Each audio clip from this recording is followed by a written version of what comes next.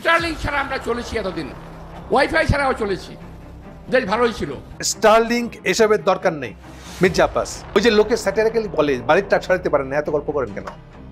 তো বালির ট্রাক সরানো, বালির ট্রাক ওখানে গেড়ে বসছিল তা আসলে মির্জা আব্বাসের জন্য, কারণ সে তার ব্যাংক বাঁচানোর জন্য নিজেকে বেঁচে দিচ্ছে হাসিনা কাছে।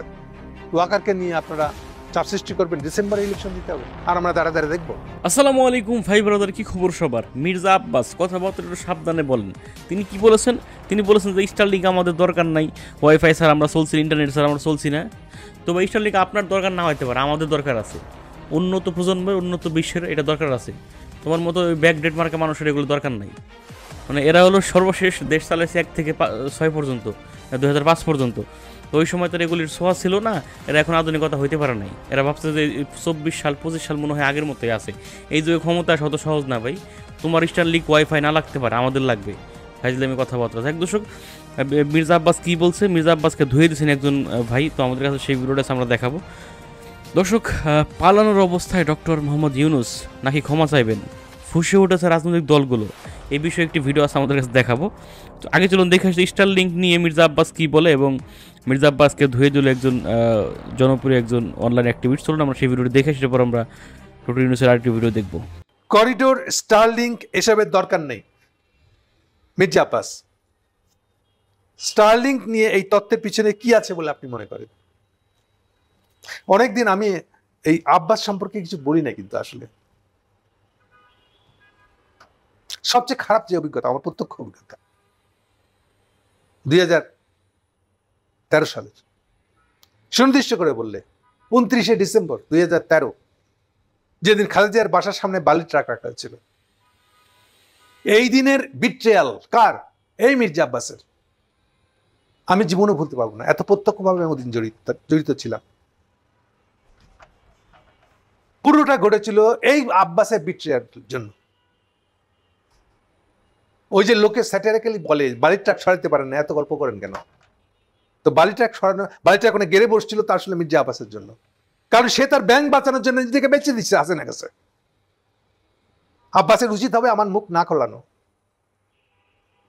কে কিভাবে এগুলো বাচ্চা আমরা জানি না। হাসিনা যেখানে 29শে ডিসেম্বর দোয়া দুরুদ পড়তেছে যে আজকে তার ক্ষমতা শেষ হয়ে যায় কিনা। ঢাকায় 7 লাখের উপরে লোক জড়ো হয়ে আছে, রাস্তায় বেরোতে দেয় নাই, নামতে দেয় নাই। এই আব্বাস একসঙ্গে মেরোনোর কথা ছিল মালিবাগের রেল গেটের ওখান থেকে, 1.5 থেকে 2 ঘন্টা আটকে রাখছিল, অপেক্ষা করে রাখছিল জামাত ইসলামের সমাবেশ মানে লোকজনদেরকে। ও কি রাস্তায় ওখানে ঘুরে ফিরে বেরোনো সম্ভব? তাও তারা অপেক্ষা করছিল। আব্বাস বলতেছে এই আসছি আমরা, ফাইনালে আসে নাই। ফলে জামাত ইসলাম একা যেমনি মিছিলটা বার করে সাথে সাথে পুলিশ গুলি করে, এবং ওই স্পটে 2টো জামাতের কর্মী মারা যায়। এগুলো আমরা ভুলে গেছি, আমরা জানি না। সেম এই ধরনের গঠিত কাজ করছে এই মির্জা আলমগীর। মির্জা আলমগীরের পরামর্শ এক বামপন্থী, উনি কিছু হলেই কাঁপতে কাঁপতে ঢাকা ইউনিভার্সিটির ওই মাস্টারের কাছে যান। ওই মাস্টার বলছে বিএনপি বিপ্লবী দল না, আপনারা এখানে এইসব চেষ্টা করতেছেন। মির্জা আলমগীর এটা বুঝা বামপন্থী সেজ্জা বসে আছে, আর খালেদা জিয়ার সমস্ত কিছু অ্যারেঞ্জমেন্ট করছে, অর্থ টর্থ সব কিছু ব্যবস্থা করে দিয়েছেন। কিন্তু হাসিনা পড়ে নাই। যে হাসিনা নিজে ভয় পেয়ে বসে আছে, মায়াকে দায়িত্ব দিচ্ছে যে ঢাকা শহরে যেইভাবে কন্ট্রোল করবেন আপনি। প্রেস ক্লাব, আপনার প্রেস ক্লাবের সামনে রাস্তা, কোনো জায়গায় একটাকেও মিছিল করতে পারে না বিএনপি। ঢাকা ইউনিভার্সিটির টিচাররা খালি মিছিল করে আসছিল, মার খেয়েছে তারা। আমাদের হাইকোর্টের সামনে যতটুকু জায়গা আছে সেখানে এই যে আমাদের আওয়ামী লীগের মহিলা কর্মীরা তারা রাস্তায় পিটাপিটি করছে। অসীম উকিলের বউ, এগুলো চোখের সামনে ভাসে আমার। একটাকেও বিএনপি নামতে পারে না রাস্তায়। কেন হয় নাই আমরা জানি না। এগুলা সবসময় বিট্রিয়াল গুলা করছে। স্থায়ী কমিটির মিটিং এ মোবাইল অন করে বসে আছে, বুঝছেন? এবার এরা এখন গল্প মারতেছে, আবার একটা দালালি পারছে, ইন্ডিয়ান দালালি চাপা মারতেছে এখানে। উনি এখন আমাদের করিডোর, এটা কোন করিডোর?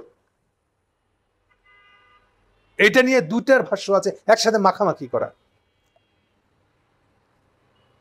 করিডোরের বিরোধিতা মানে ইন্ডিয়ান বিরোধিতা, অর্থে বিরোধিতা। করিডোর বলতে আবার 2টা অর্থ আছে। করিডোর বলতে কি বাইককে মানে ইন্ডিয়ান নর্থ ইস্টকে করিডোর দেওয়া বোঝাচ্ছে, নাকি আরাকান আর্মিকে করিডোর দেওয়া বোঝাচ্ছে? এর দুটো ভাষ্য আছে। ইন্ডিয়ার পজিশন হলো আরাকান আর্মির করিডোর দেওয়ার তারা বিরোধী, কিন্তু নর্থ ইস্টকে করিডোর দেওয়ার তার পক্ষে, যদিও কোনো কিছুই তারা ইউনুসের হাত দিয়ে নিবে না। এটা হচ্ছে আবার লেটেস্ট পজিশন তাদের। তো এই যে এগুলো নিয়ে চাপা মারতেছেন উনি কেন আসলে? এটা কার পক্ষে কথা বলছে? ইন্ডিয়ান পক্ষে, ইন্ডিয়ার স্বার্থ নিয়ে? তাহলে কি হলো? এই যে দিল্লি নাই বলে সমাবেশ করে আপনি আব্বাস ভাবতেছে কেউ কিছু বুঝতেছে না। স্টারলিং কিছুই ম্যাটার করে না বাংলাদেশে। স্টারলিং টিকলো কি না টিকলো তা নিয়ে বাংলাদেশের কোনো দায়ও নাই। স্টারলিং যদি বাংলাদেশে স্টাবলিশ হয়ে বসতে না পারে, উঠে চলে যাবে, তাতে বাংলাদেশ তো সরকারের কোনো ক্ষতি হয় না, জনগণের কোনো ক্ষতি নেই, সেটা তারা বুঝবে। ফলে স্টারলিং তো কোনো কিছুই না আমাদের জন্য, সরকারের জন্য কিছু না, কারোর জন্য কিছু না। আর আরাকান আর্মি যদি ওটাকে ইউজ করতে চায় সেই ব্যবস্থা তারা করতেই পারে, সেটা নট নেসেসারি বাংলাদেশে স্টারলিং বসাইতে হবে। আরাকান আর্মির এলাকা দখলকৃত এলাকার মাথায় বসাতে পারে না? এত বেশি বুঝে লোক মনে করছেন কেন মির্জা আব্বাস নিজেকে? উনি একাই সব বুঝছেন, আর আমরা বুঝি না যে উনি ইন্ডিয়ানদের দালালি করতেছেন এগুলা। উনি ভাবছেন এসব চটকদারি কথা বলে মিটিং এর আসর জমা রাখবেন, আর কেউ কিছু বুঝবেন না যে উনি কে, সারা জীবনে উনি কি করতেছে ওনার এক ঢাকা ব্যাংক রক্ষার জন্য। আর যেসব সম্পত্তি বনানীর, যেসব সম্পত্তি মালিবাগের আশেপাশে যত রেলের সম্পত্তি, এগুলো কে দখল করে আছে আমরা জানি না? গণপূর্ত মন্ত্রী কে ছিল আমরা জানি না? এগুলো নিয়ে উনি যত কম আমাদেরকে মুখ খোলাইবেন তত ওনার জন্য ভালো। যে এগুলার ইঙ্গিত দিয়ে আপনারা বুঝায়েন না, আপনারা যে আসলে ইন্ডিয়ান দালাল তাই বুঝাইতেছেন। তো আরাকান আর্মিকে কিছু দেওয়ার বিরোধিতা আমিও, কিন্তু আমি আপনার মতন ইন্ডিয়ান কোলে বসে এটা বিরোধিতা করছি না। এর হচ্ছে ফারাক। সার কথা। দর্শক আপনারা এখানে দেখতে পেলেন এবং শুনতে পেলেন, এই হলো অবস্থা আর কি মির্জা আব্বাসের কথাবার্তা। হ্যাঁ, তো আমাদের এই ভাই এখানে বললো যে মির্জা আব্বাস আপনার একটা দালাল টাইপের লোক, কারণ 2013 সালে যে খালেদা জিয়ার বাড়ির সামনে বালুর ট্রাক রেখেছিল, তখনও এই বালুর ট্রাক রাখার পেছনে মির্জা আব্বাসের বড় একটি হাত ছিল।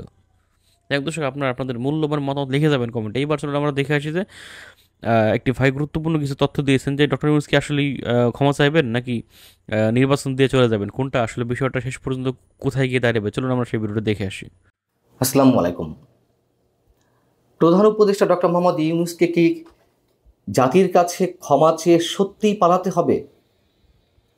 এতদিন এ ধরনের কথাবার্তা, এ ধরনের ফোরকাস্টিং কেউ কেউ চায়ের টেবিলে, ঘরোয়া আলোচনায় কিংবা খুব বেশি হলে টক শোতে খুব বেশি ক্ষুব্ধ হয়ে কেউ কেউ উচ্চারণ করছিলেন।